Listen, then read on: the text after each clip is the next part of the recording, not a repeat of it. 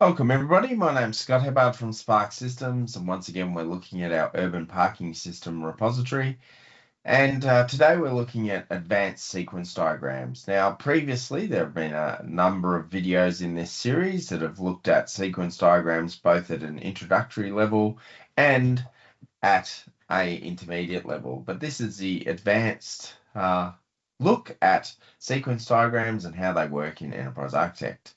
I'm joined today by our resident UML and sequence diagram expert, Stephen Maguire. Welcome, Stephen. How are you today? Very well, thank you, Scott, and thank you for the generous introduction. Let's make a start here today on this advanced sequence diagram topic. In the top right-hand corner, we have got our perspective sets drop down, and you can see that I've been working on some geographic models, some GML models, and I'm now going to change that to UML, and we're going to be looking at behavioral models because the sequence diagram is a type of behavioral model. So let's change that. As always, the builder page pops up, the model builder page. Got a number of different patterns here for sequence diagrams, and you can see how rich these are as examples, and you can inject these directly into your model to make a start by clicking on the create model button there, and that will inject the entire model in. If you want to know how to work with that particular model, there's lots of discussion and details down here and references and things. So I encourage people to do that. If you're new to the system or looking for some more advanced topics, then create the model. But I like to work from first principles, Scott. So let's close that page and make a start. On our diagram here, we have these navigation cells, and you can see we've got behavioral models there. I know where that is in the project browser. I'm going to move over to these behavioral models there, and we have a number of different types of models. The interaction models, so the sequence diagram is part of a group of models called interaction diagrams or models. You can see that we have a number of existing sequence diagrams, and we've looked at these in previous videos. So let's have a look at this one here. That's a relatively simple one, and we've got our main payment one, which we looked at in a bit more detail. So both those sequence diagrams are there.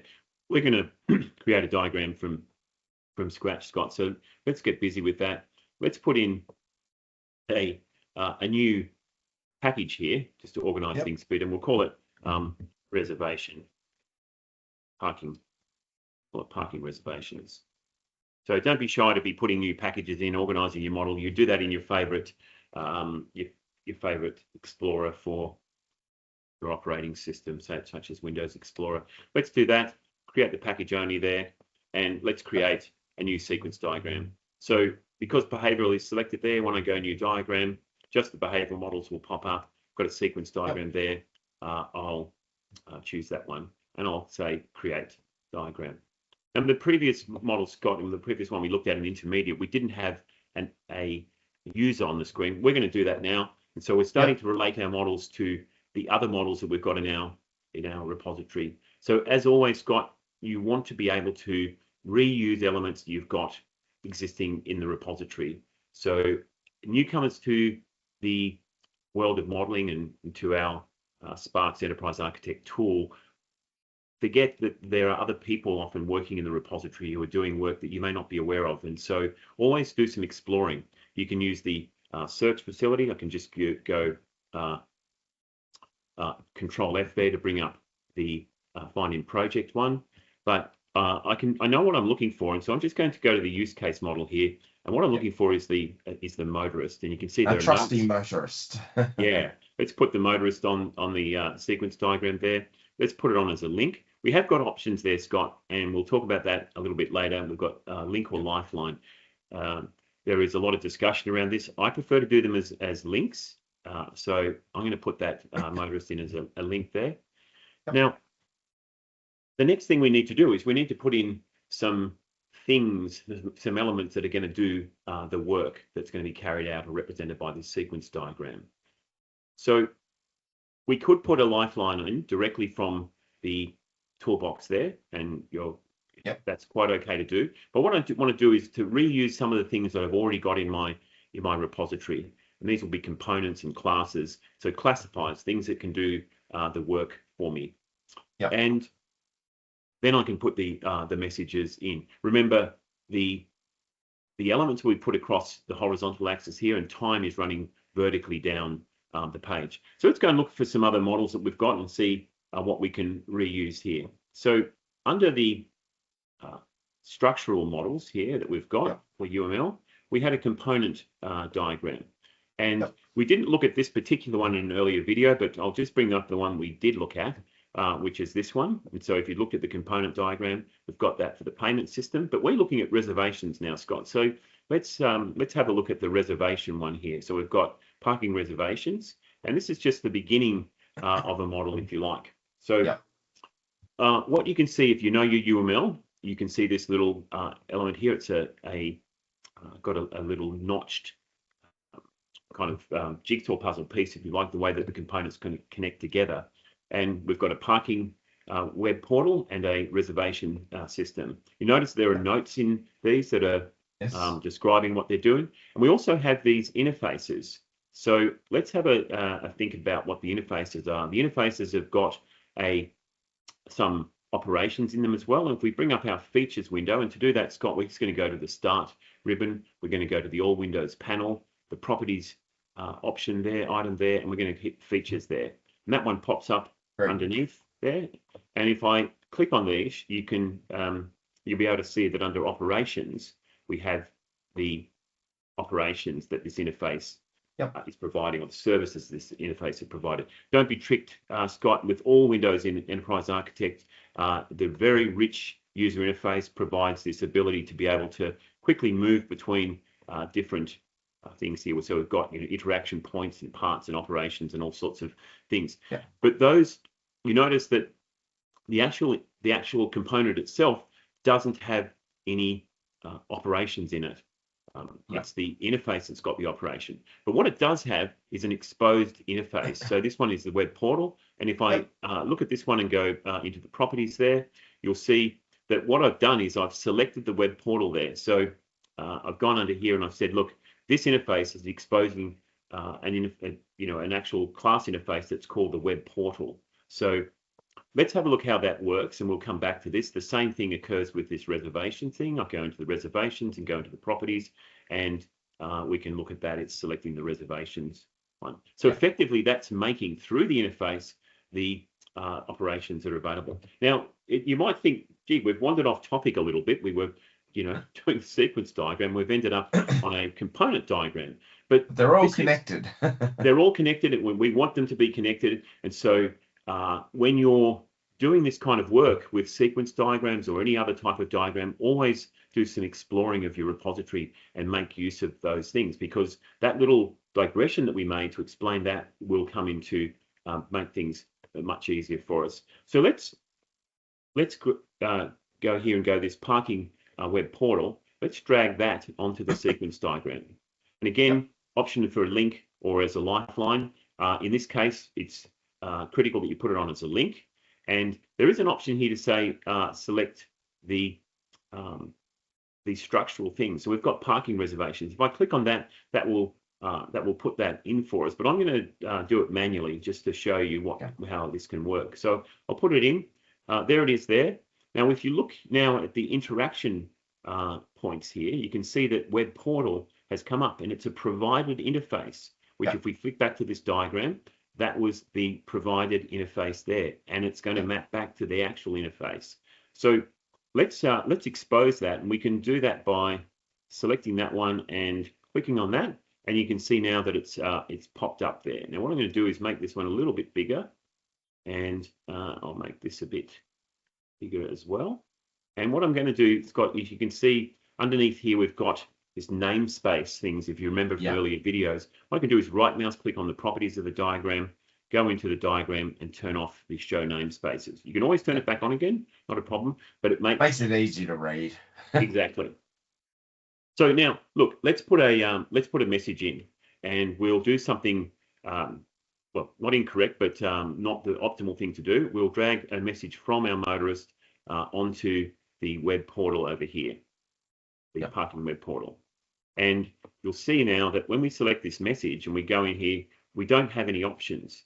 And if you remember what I said about the parking reservations one, the actual, the component itself doesn't have any operations as part of it. We can see that we go down to operations. It's the interface that has the operations. So let's go back and redo that now and say, look, that's not going to be the optimal thing for us. I'm going to control key down and delete that message. So yeah, let's this time target from the motorist to the web portal one. And you can see that Lifeline's being shown up there as being the point we're going to drop to.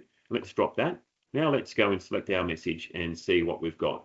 Now we've got the make parking reservation there. So that's coming from the interface. So that's a very, very powerful thing to be doing, because, you know, we can reuse all of those operations that are inside the component by the exposed interface. Let's put another element on here now. So let's put the reservation system on. So we'll just do it from scratch this time and put it on. And this time, let's select the structural parking reservations interface, put that on, and see that interaction point came through. I didn't select the right one. That's fine. That's there as well. And you can see now that the reservation lifeline is under there as well for the interface. So again, let's move from this web portal one, and let's put a message in to that one. And now we'll be expecting to be able to see a whole lot of. I was going to say there should be 3 messages to choose from. Yep. So check availability, record reservation. Let's just do that. Put that one in there. We save that, and the message comes up. And you can see, Scott, that all the parameters of the operation are in there as well. So let's just have a look at, you know, how we did that from scratch. And I'm just going to quickly go through this. I'm going to add a new system to the new component to the repository. So we can simply do that by dragging a component onto the screen, just to show you how that works. And I'm going to call this one the motorist profile. So the idea behind this, Scott, is that, and remember, we're going to put our notes in here. We're always putting notes in. Component requires a parking profile interface to access and manage the individual user profiles. We'll put that in there. And just to show you how all this works, because we didn't do it from scratch, I'm going to create an interface now, and I'm going to call this one the parking profile. I'll just get some information about that. So put the name into the properties window, parking profile. And we'll put some notes in for that one as well.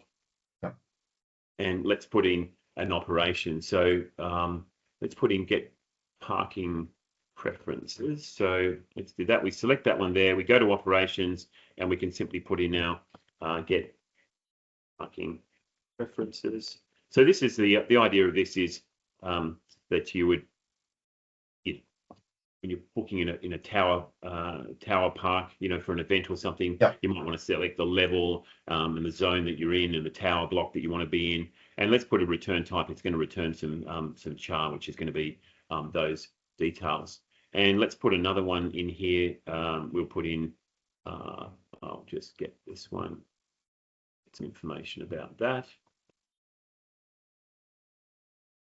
And we'll put another operation in here called get accessibility constraints, right? So, and we'll put in here as a parameter the motorist ID. We could have done that on the other one so as well. And let's put in a type there as that's an int. And we'll go back and do that for the other one as well. So I just want to show you that quickly. Motorist ID as well to get the preferences, and type will be into there as well. So that's what we've done, but we haven't wired these together yet. Let's do that quickly. What we do is we can put an exposed interface onto that. So we drop it, not the interface, that element there, but the exposed interface, drop it onto the element there. Now, ask you for a name, and you can choose between provided or required. This time it's going to be a provided interface, but rather than set the name, I use the select, and I can go down here now, and under my parking preferences, I can look for parking profile. Set that to OK. I've done that now. I can now go back to my sequence diagram, which is what this whole story is about, and I can go, look, I want to get the motorist profile there. I can drag that onto the screen, and let's do that one again. I think that was the one we wanted, parking preferences. I think that was what we wanted, but let's set that now to our interaction point. And there it is. And now we should be able to run a message again from here over to that one. And again, we should be able to see, get parking preferences there. The two messages were created, yes. Yeah. So what we can do also is we can put in a reflexive one. I'm going to expand that. Get to that one there. And you can see that's there as well. And let's go back to let's select our message and go back in here and say, check availability, set parking location, record reservation.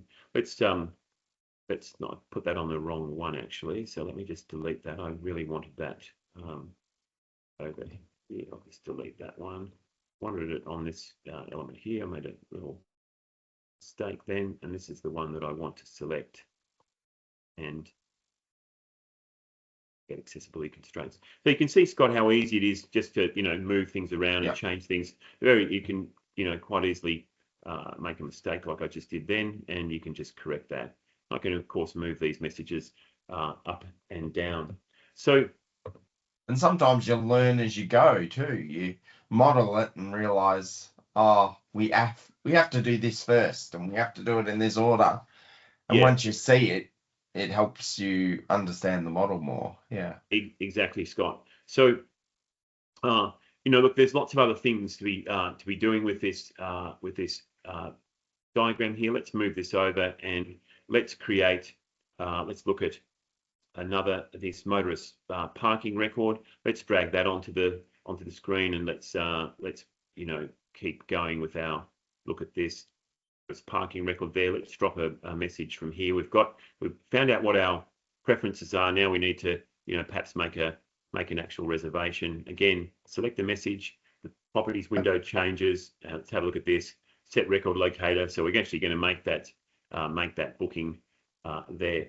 So the other thing I want to show you is we looked at this parking record wouldn't be created straight away. So we looked at this in a previous video, but let's have a look at it again. We can say on the life cycle of this, we can say, look, we want this to be a new thing. So when we say new, that record will only be created at the point in the timeline of the diagram. Remember, time's running down the page, and that will only be created at the time that record is needed to be created, which is when this set record locator is. So the booking is going to be made for the particular time that the motorist wanted to book for. So look, that's what we're going to cover in this one. It hasn't added lots of new features to the sequence diagram, but what you've seen is how we can reuse the elements in the repository. So we actually, other than this motorist profile that we went back and created as the component, but these other things were in the repository already, and they could be used in all sorts of different diagrams other than the sequence diagram to show how that interfaces work. It separates the interface from the component, and that's a very sensible thing to do from a modeling point of view.